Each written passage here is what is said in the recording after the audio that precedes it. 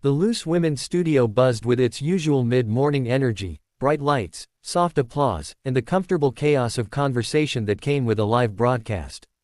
Producers counted down in hushed tones while cameras glided into position. On the panel sat Denise Welch, relaxed but alert, her cue cards resting neatly on her lap. Across from her, today's special guest adjusted his jacket and offered a polite smile to the audience, Sean Bean. From the outside, it looked like a standard celebrity interview.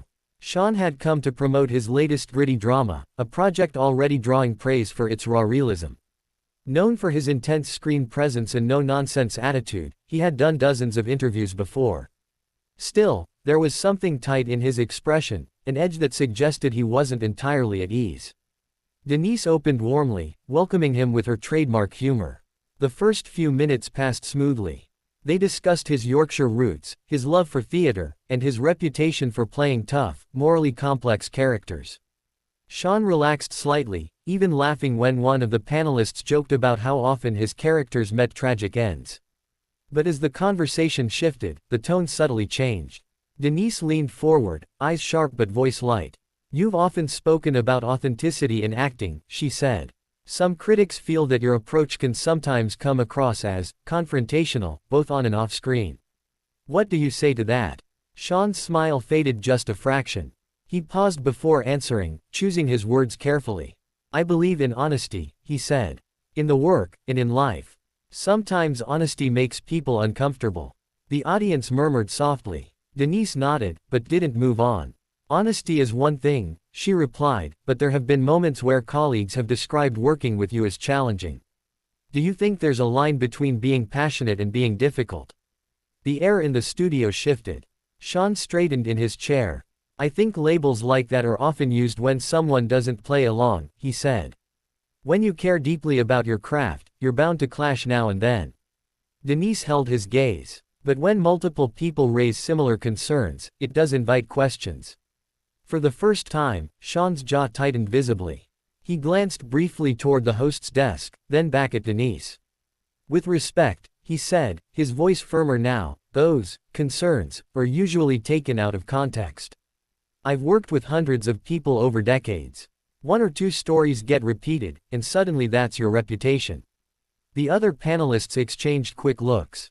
One of them attempted to lighten the mood with a gentle joke, but Denise didn't bite. She had clearly decided to pursue the point.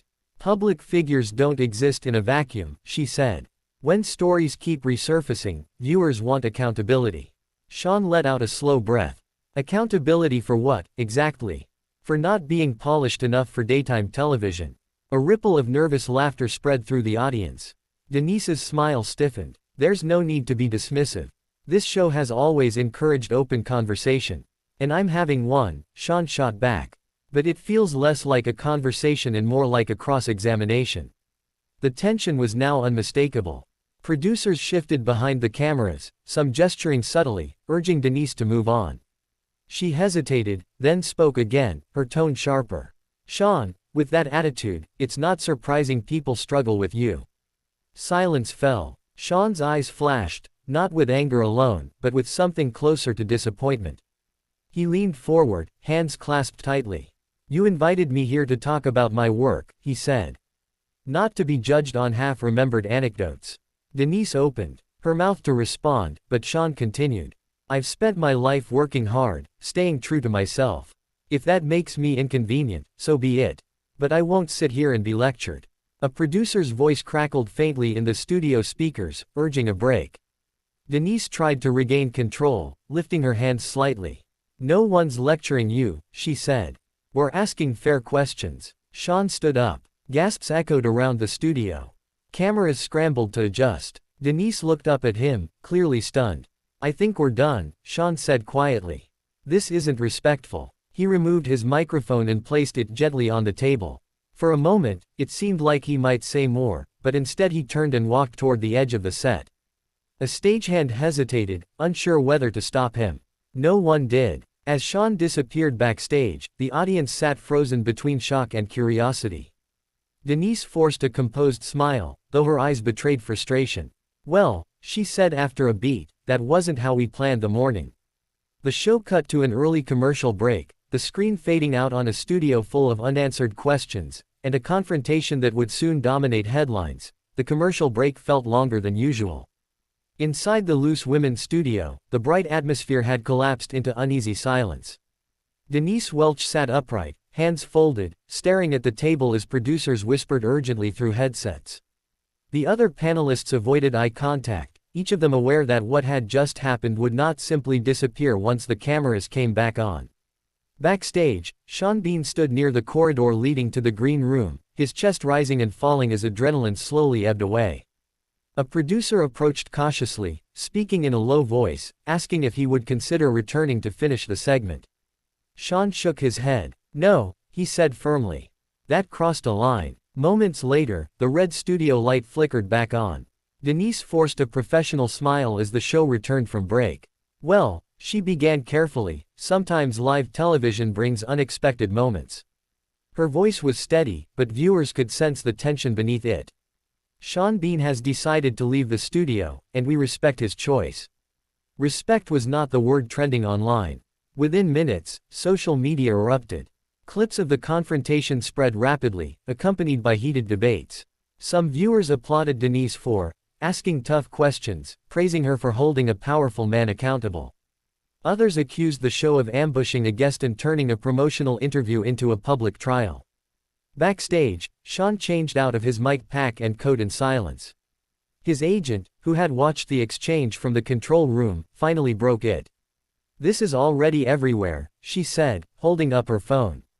"We need to decide how to handle this." Sean sighed, rubbing his temples.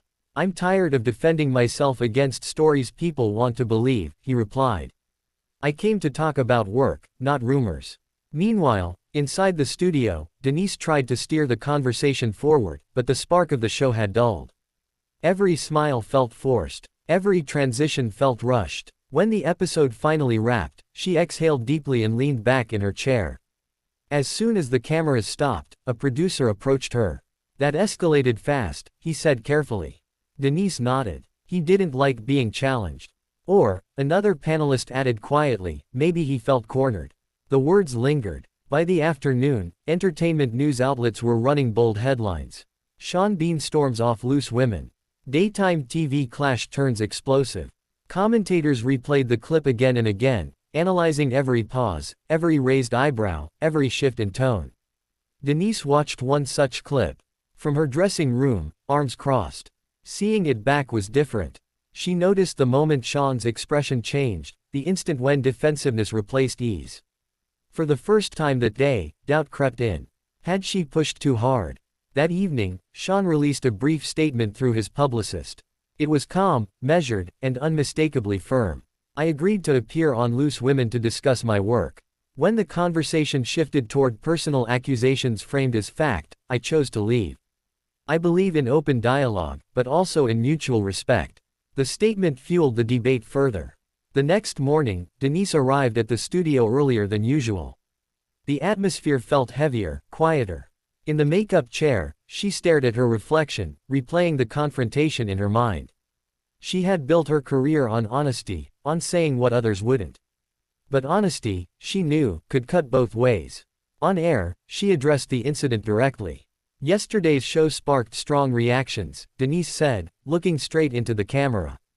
"Live television is unpredictable. My intention was never to disrespect our guest, but to ask questions many viewers already discuss.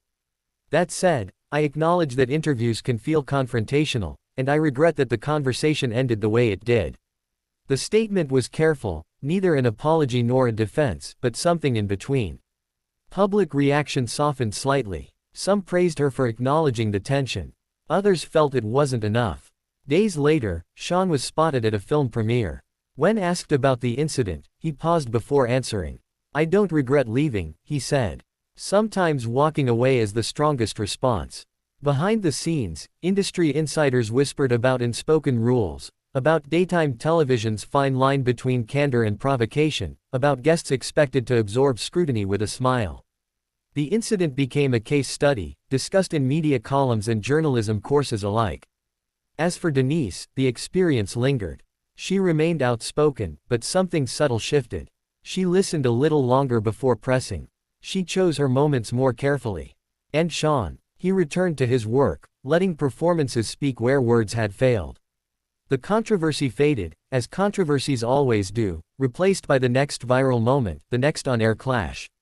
But for those who watched it live, the confrontation remained unforgettable, not because of shouting or insults, but because it exposed something raw, the fragile balance between truth, respect, and the cost of crossing that invisible line.